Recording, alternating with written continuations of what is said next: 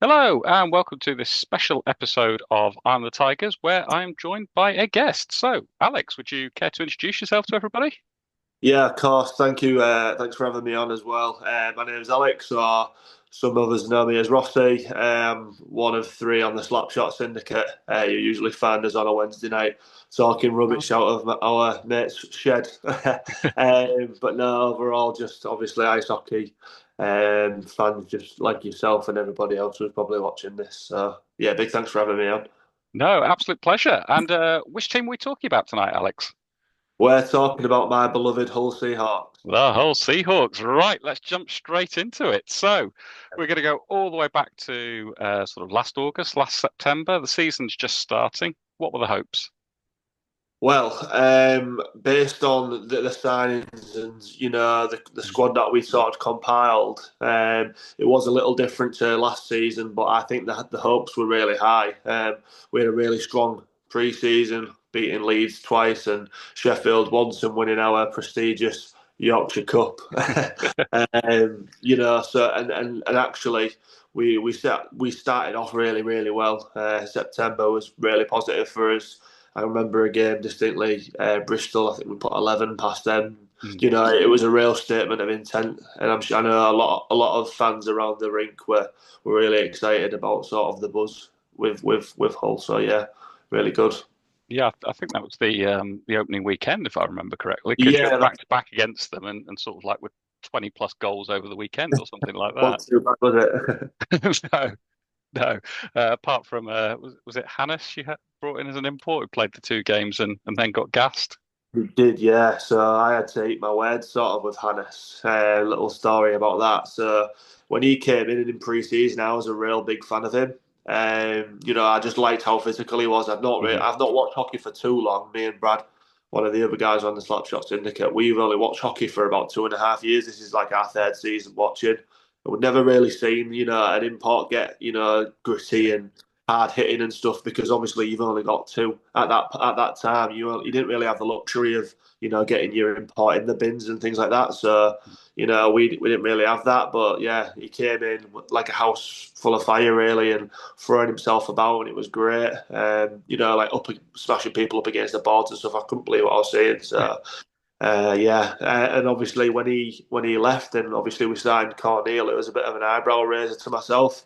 Obviously over the course of the season, Johnny's done fantastic. Again, I had at the time I was a bit like, why have we got rid of Hannes? But obviously Matty knows what he's doing in that respect. Certainly does. Yeah, he's made some pretty decent signings, I'd say, whilst he's been there. We talked about the opening weekend, those sort of couple of games of Bristol getting you off to, well, I would say a perfect start, but that somehow seems to be underselling it. Were there any other points this season that you think were like pretty important, pretty key? Well, I think the story of our season sort of was around November time. I believe we went on around I want to say 6 game losing streak. We lost um, Davy Phillips and Lee Hayward for a while. Lee Hayward got injured; he had a wrist injury, and we just couldn't seem to scrape a point together, let alone 2 points. So it was a really tough period for us.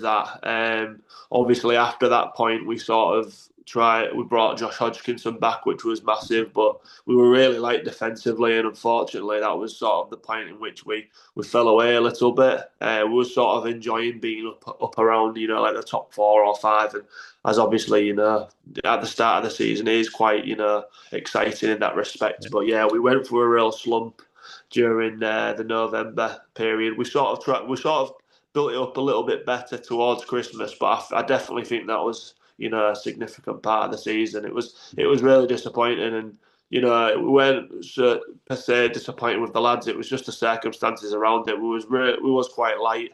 Regardless of how many points the forward lines were putting up defensively, we weren't obviously fantastic, and obviously Matty's been out before in interviews and said the same thing.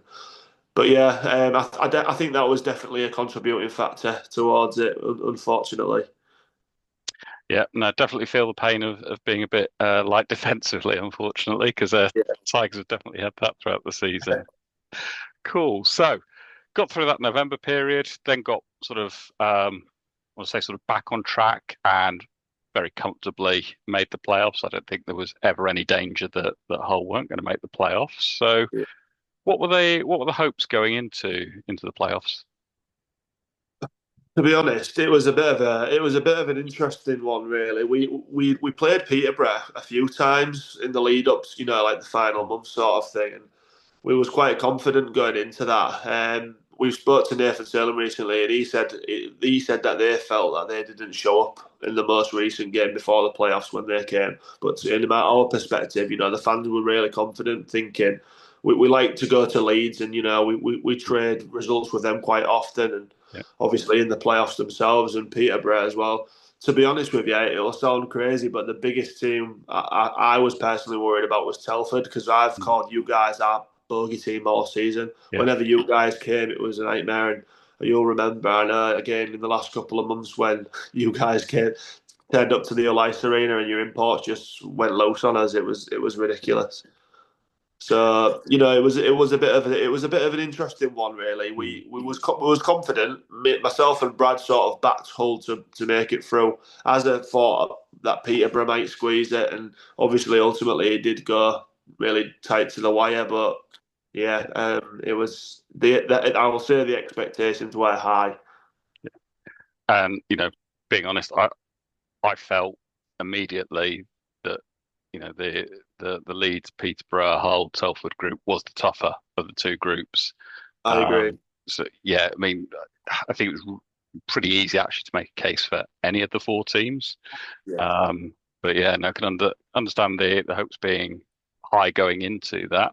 Unfortunately, it didn't quite work out. yeah. Obviously, we're a way out from next season, but what are the hopes for next season? Well, as the weeks go by, I think they changed, to be honest. The league's making so many fantastic signings, and the appeal is just growing and growing by the week. It's really fantastic to be a part of, in my opinion. Yeah. But personally, I think, and as I actually attended an event that Matty Davis held last week, Mhm. and there was some really good raw opening questions. He sort of turned around to everybody and said, "If you got a question, ask me." And Matty said he wants to strengthen the side. He wants players that are going to be there for him, and I think this summer's going to be real crucial to that. Mhm. I think he's going to bring in some extra reinforcements who he trusts. Obviously, there's going to be some re-signings and things like that. But for me, I'd love for us to sort of strengthen defensively. I think the extra import will be really important for us, and I hope it's going to be a defensive one. We obviously had Brock Bartholomew last season, and he was fantastic. I feel like if you've got that kind of player like a Noah McMullen and people like that, it can make a real difference. Yeah. So personally, I really hope that we can strengthen going forward.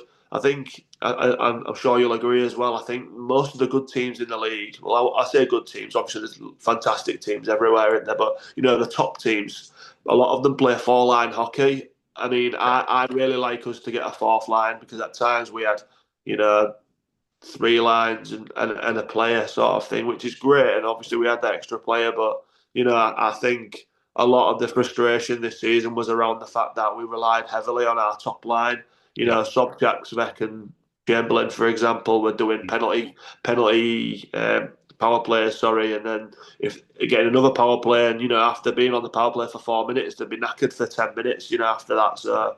I think a bit more strength in depth for us would be fantastic, and obviously some defensive reinforcements I think would be brilliant. Cool. Well, let's see how it unfolds. Yeah, Last question about last season. yeah. Score out of 10, how would you rate the season? It's head or heart, really, isn't it? Heart, I personally really enjoyed the season. I Yeah. love going to Hull Seahawks. If you're Matty Davis and you go with your head, I don't think, out of 10, it's going to be a real high one. Making the playoffs is fantastic, the playoff groups. But I think his sights would have been a lot higher. And actually, compared to last season when we made a cup final, there's an argument there that, some people might have felt we went back. So I'd maybe go about a 6, because again we got some really good results. We played some really good hockey. We Mm. had arguably one of the best players in the league in Sobchak, and our forward line put 300 points up. So I can't score too low because again they've played some fantastic hockey. I just think as a group they'll be disappointed that we didn't get to showcase that at Coventry. So yeah, I'd go about a 6, I think. Very much so. Cool. Going to think about some players now. So kick off with who was your player of the season?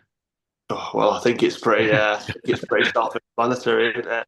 Yeah, it's got to be the magician. We all call him the magician, Owen Sobchak. Yeah. Yeah, I think the reception that he got at Coventry was a little unfair. He got some boos and things like that, but I think that's also a testament to him. He's a fantastic player and quite a quiet guy off the ice actually. So he just goes about his business. But I know he's got a lot of respect around the league, and the goals and assists and how important he is to our general play and our games is fantastic. So I've got to go for Owen.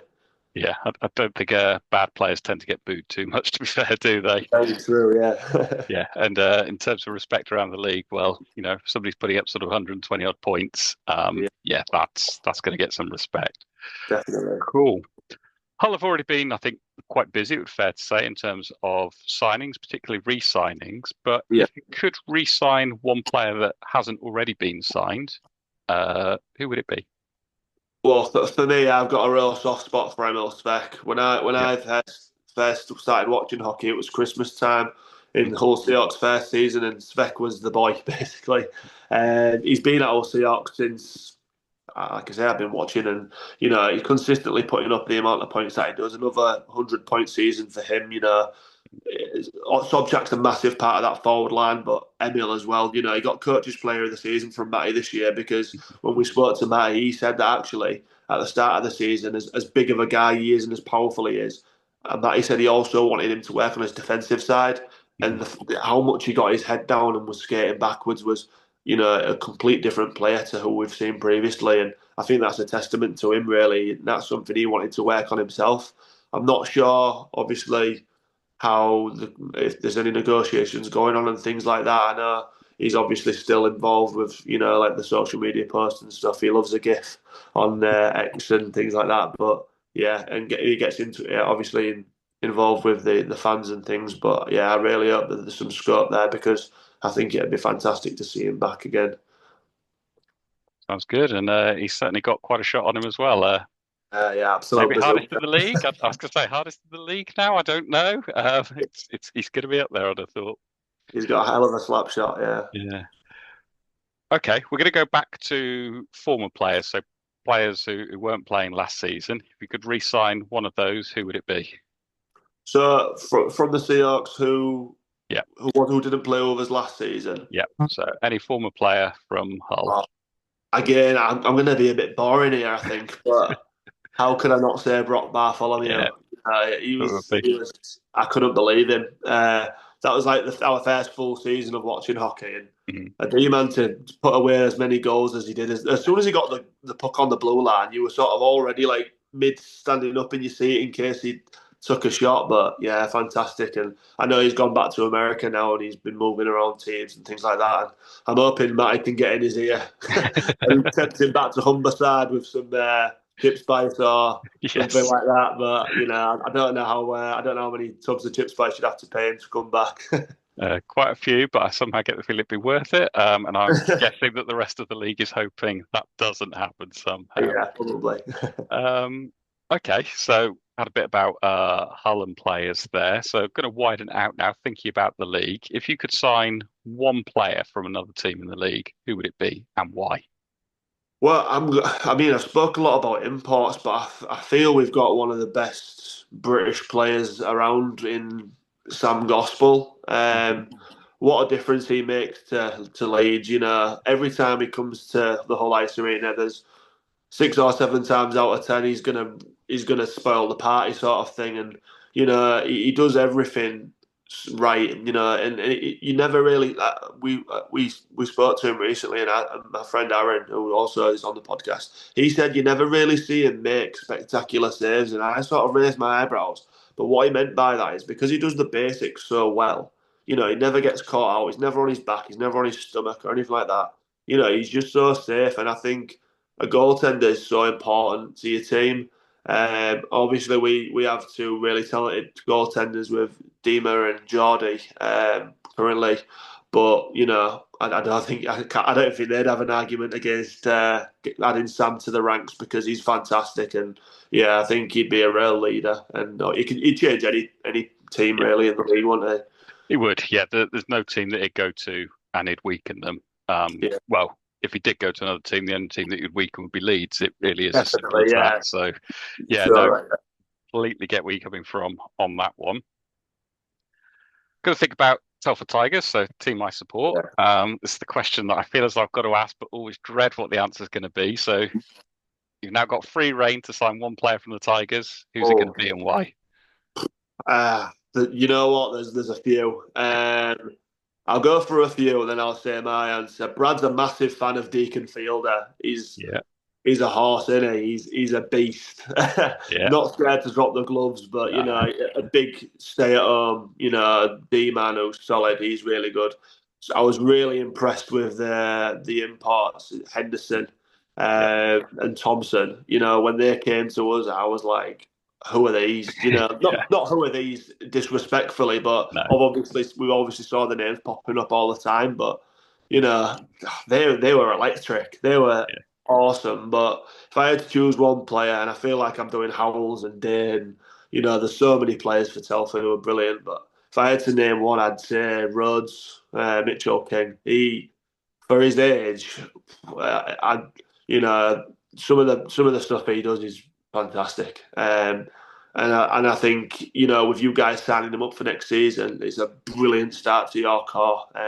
I'm a real big fan of him. I think the way he conducts himself is fantastic, and I think he can do both sides of the game really well. So I think you've got an absolute star in the making there.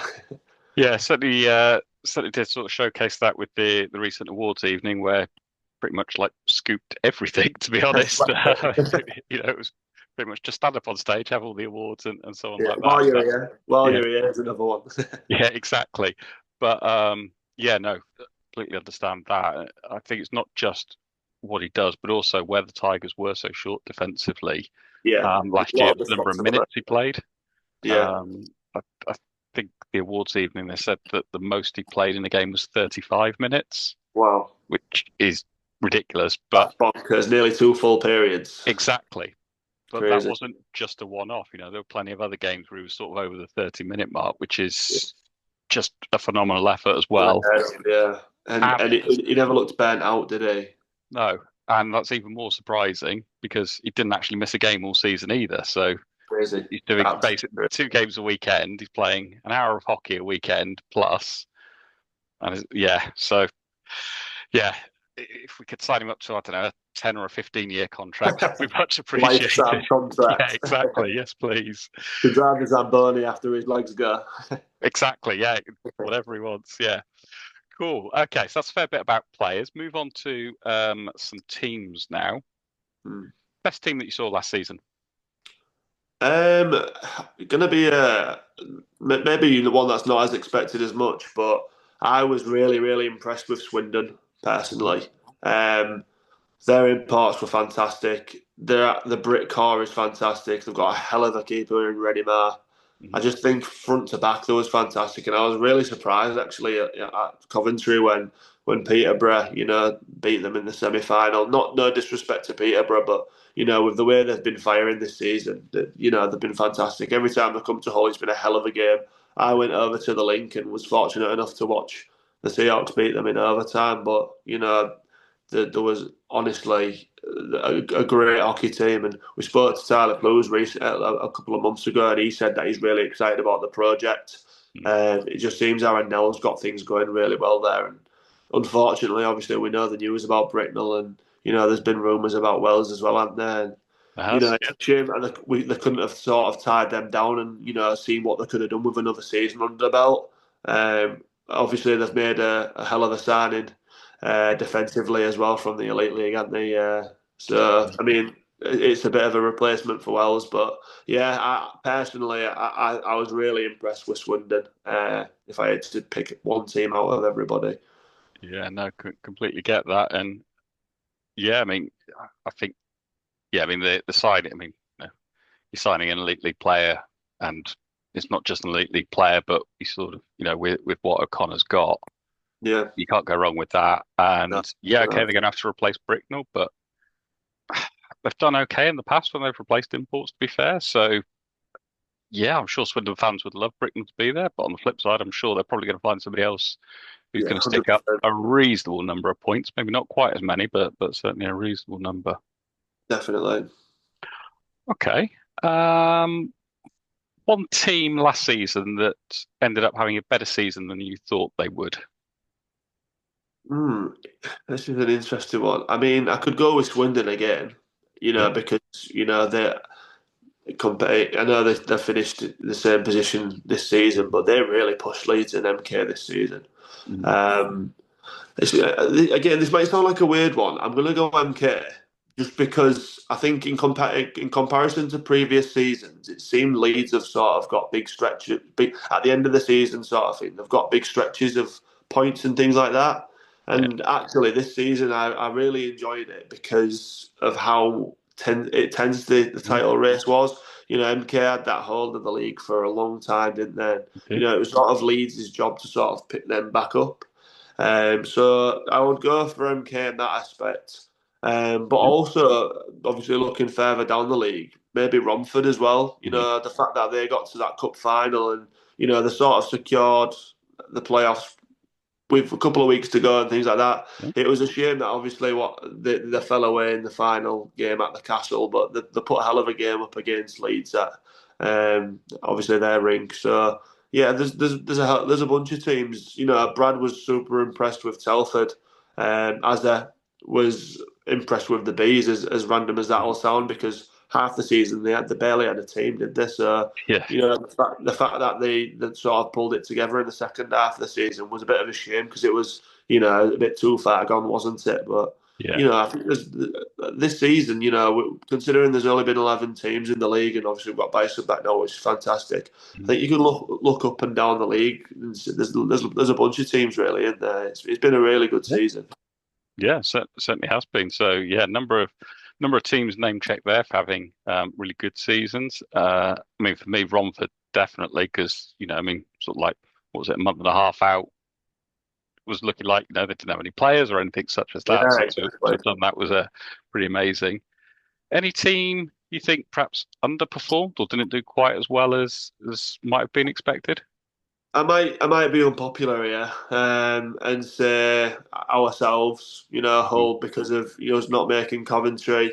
Another one that I'd pinpoint again, and I don't want to upset any of their fans, because of the big brother.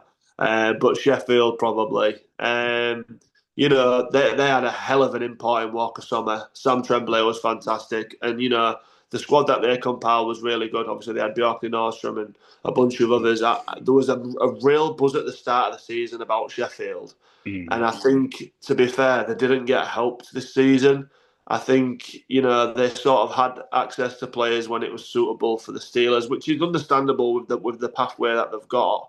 But when you sort of going each weekend thinking what team do we have, Yeah. and I thought personally that Sheffield would be a lot further up the league. I know when those people putting the predictors out for the tables, they had a lot of people had Sheffield around like third or fourth. Yeah. But I think that the season was just sort of like, like steady and steady and sort of up and then a little bit down. And, Mm. they sort of wrestled with us and Peterborough for like fourth, fifth, and sixth position for a while. But, I thought, with the amount of numbers Sommer put up and things like that, and, Mm. it's a bit of a shame really because you want to see those players, Yeah. get what they deserve and things like that. I don't think there was helped by the Steelers at all by taking away Tremblay. I thought that was a really weird move. Them sort of being like, well, we're going to take Tremblay, but you can have him back next season. I was a bit, I thought it was a bit of a shame because if I'm a Steel Dogs season holder and a season pass holder, sorry, and you're taking away our best player, obviously it's not going to be great, but again, like I said, there's a pathway there for a reason, and Yeah. if there's sort of gaps that you need to fill for the Steelers, then I totally understand that as well. Yeah. I think the pathway's good. I think perhaps where the upset as such around it was perhaps in the timing where it was so late that they Exactly. weren't Yeah. able Yeah. to bring Definitely. in a replacement for him. Yeah. That's 100% right. Cool. Okay, so going to think about the league now. Um, so if there's one thing you could change about the league, what would it be? Uh, God, that's a good question. I think, the fact that we've got a 12th team now is really good with having Mhm. Basingstoke back. I think that'll be great. Every team's going to play every weekend now, and Yeah. there's not going to be odd games that you're having to make up 3 games in a weekend and stuff like. We've got to remember that these guys aren't machines. They've probably got half of them, 3 quarters, maybe 80, 90% have got, full-time jobs as well, Yep. and so that the fact that their back's really good. I think that I'm going a bit corny and American here, but I think if they had sort of like a coaches or captain's challenge, Yeah. I think that'd be really cool. You play a challenge, and if it's successful, you keep it. If you play a challenge and you don't, then you lose it, sort of thing. I think Yep. that'd be really cool. I think the fact that they used the goal line technology at Coventry was fantastic this year. Obviously, really beneficial, and obviously, you guys will know better than anybody about the use of that. And if the fact that every game's streamed, I'm probably talking rubbish here, but the fact that every game's streamed just makes me think. Surely there's some way that they could do a video link above the goal, and if Planet Ice or the guys who run the league can implement that by giving each club a bit of cash towards that, then Mhm.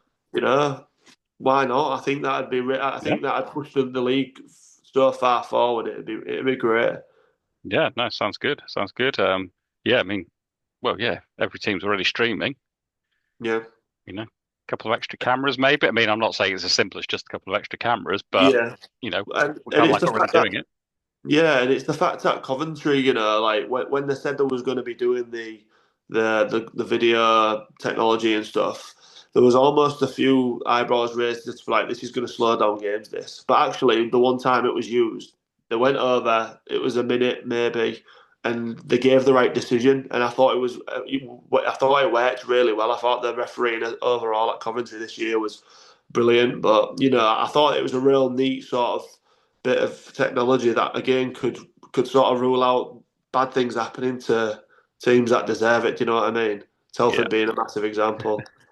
100%. I'm going to say no more on that subject though. Over a year's gone, just starts to Yeah, sound like very sour fair grapes enough. if I mention it too much, I think. You've already mentioned there about Basingstoke returning to the league. Basingstoke Bison are back, so I think I can probably guess where the answer's going to go. But thoughts on the Bison returning? I mean, Anthony Russell's going to be happy, isn't he? Yes, very. No, I think it's fantastic for the league. Again, every team's going to be playing each week, but that's 18 more spots for British players, isn't it? I know there's a lot of people saying at the moment, oh well, foreign ports is going to take away British players and opportunities and stuff. And to a sense, yeah, they're correct, but also another team in the league allows the opportunity for at least I don't know 18 players who are going to come in and get to showcase that, whether that's players from around the league or elite league players popping down or north or south one players coming up. Like there's opportunity there, and I think that's fantastic. I think it's a real positive move for the league, and I'm glad when they had to withdraw, it wasn't sort of like, oh well, you're gone now. They've been really Mm. respectful to him over the years, giving them blocks at Coventry and Yeah. stuff like that. I think it's a real classy touch, to be fair, from the league, and yeah, I'm really excited to sort of have them back in the league. The first season we watched hockey, I think we might have caught them once or twice, but Mhm. now that we actually know what we're talking about and things like that, I'm excited to actually see the Bison come down and properly watch the game for the first time. So that'll be great. Brilliant. Yeah, I think it's great to have such a recognizable name back in the league. And yeah, I'd agree. I think it only strengthens it. You touched Yeah. upon it there in your previous answer as well. So next season, 4 imports. Thoughts about that? I mean, for the Seahawks, I couldn't be happier, to be honest. I think our 3 imports were great this season. Sobchak, obviously Svek and Johnny, I mentioned earlier on. But we definitely needed defensive reinforcement. I think I think eventually there'll become a question where it'll be where how many's too many and things like that. But overall, I'm really happy with it. I think, if we want to bridge the gap between ourselves and the Elite League, then, that having that extra caliber of players really important. And again, I touched on it earlier, and people say that, it's a negative thing for British players, but remember, if you're on the ice and you're playing with these people, you're only going to get better yourself, aren't you? So I think there are real positives to it. Anthony Russell again touching on. Obviously, I mentioned him earlier on. He brought something up and said, import goalkeepers. Everyone's going to go for an import goalkeeper, but why not say that sort of counts as two import slots? I think that might not be a bad move, because it would then sort of not deter teams, but like sort of make teams think twice about that, and obviously it'd keep players like Day and Gozzi and people like that between the pipes, which I think is really important for our league and our country as well. But yeah, I personally think it's a positive thing, and I've had a few people turning around to on the comments in the forums disagreeing. But that's the great thing about hockey, isn't it? It's always open to interpretation. What are your thoughts? Yeah, I think it's a good move. So I started watching oh gosh, about 2008, sometime around about then. So English Premier League as it was then, and that was a four import league. Um, the whole thing about the goalies I think is interesting. I don't know if there is going to be this widespread uptake. 'Cause, I mean, for example, right, Leeds, they're going to find an import netminder that's better than Gospel. Yeah, exactly. Yeah, I mean, that's likely to be very expensive, you'd have to think. true. Telford have already re-signed Brad Day. I think I've seen Jordan Mars back up at Solway. Yeah, as well as Rennie. Yeah, Yeah, these aren't number twos. very These are true. good, solid, netminders who've got plenty of pedigree in the league as well. It's not so, they're, don't know, an up and coming 18-year-old who everybody's heard good things about in youth hockey and is now coming up to, sort of senior level hockey. That's not the case. So, yeah, I'm yet to be convinced that there's going to be this widespread uptake of Yeah, import netminders and every team's going to have one. I genuinely don't think that will be the case. yeah, I think the interesting thing is going to be taking a look at how teams use it. So, if they have gone teams do go down an import netminder route. Do you then go for three forwards or try and split it? I think if teams don't, three forwards and one defenseman might perhaps be the most common approach, but be interested to see how it does pan out sort of over the next few weeks and couple of months. yeah. And again, I think that having those elite league players are almost like an extra sort of Yeah, import per se. If you've yeah, got an elite league defenseman and then an import defenseman on your first and second line, you're pretty good. But I think and I'm sure you'll agree, don't you think it's great how many elite league players are sort of seeing the appeal of the league and things like that. It's fantastic, isn't it? Seeing how many teams are sort of bringing those players in. yeah. Be interested to see if there are any more who sort of make the trip, if you like, to back to Yeah. the National League. Cool. Well, thank you very much for your time. I'm all out of questions. Well, I say I'm all out of questions, just one. You mentioned about your podcast. You said it's Wednesdays. Where can we find it? Is it YouTube, Spotify? Yeah, so currently it's on YouTube. During the off season, we are going to have a bunch of interviews and things like that. A special on each team. This week we did one with Sam Gospel from Leeds, which is great. And our hopes is during the off season, and as hopefully I can sort of rattle my brains around it. We're going to try and get those up on Spotify, and then as of next season, sort of release every week on Spotify as well. But currently we're on YouTube. We've not got a massive following, but the following that we do have has been fantastic and so supportive, and we can't thank people enough. We're also quite active on Instagram, so I mean, if anyone wants to follow us on there, it's at the Slapshot Syndicate, and yeah, so we put a bunch of stuff on there, which is quite fun and things like that. But yeah, we're really enjoying it at the moment, and obviously doing things like this with yourself as well is fantastic as well. So I really appreciate you having me on. No, absolute pleasure. Thanks very much. So, Slapshot Syndicate, please go and check it out if you haven't already. Um, yeah, hear more from Alex and the rest of the Slapshot Syndicate. But in terms of this episode of Eye on the Tigers, that's it. Hope you've enjoyed it. And yeah, if you fancy coming on to talk about your team, drop me a message and let me know. Bye for now.